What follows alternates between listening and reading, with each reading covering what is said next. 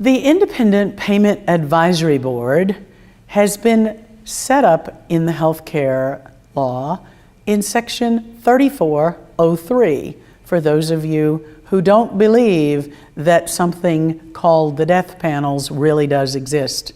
But the Independent Payment Advisory Board does serve that function, and you can read Section 3403 of the healthcare law and see that it is created with the explicit purpose of cutting the cost of healthcare services under Medicare and reducing the growth of per capita Medicare spending.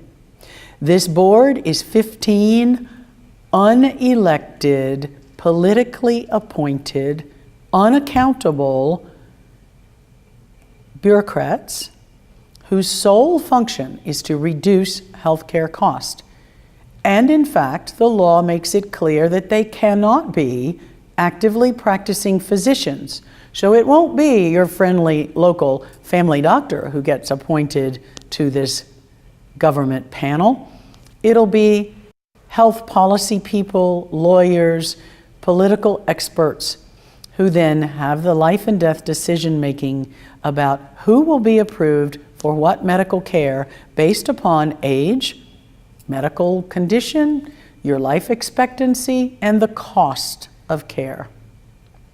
In addition, Section 103.20 of the healthcare law expands the Independent Payment Advisory Board so that its function is defined as applying to things that are more broadly capable of affecting healthcare cost.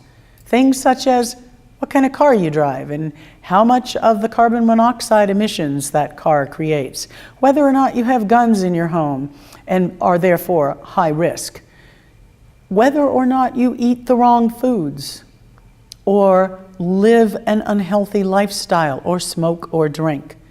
IPAB, or Independent Payment Advisory Board, does not just advise Congress, its recommendations carry the force of law unless Congress overrides it and finds a way to spend less and make cuts in other ways that will be of greater or equal value.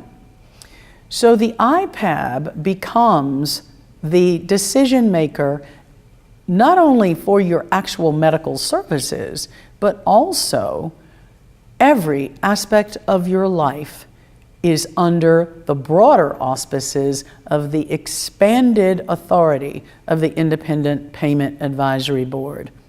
We must this year take the steps to elect those who will repeal Obamacare's draconian control of your life, your health, your liberty, and your ability to make your own decisions and spend your own money on medical care.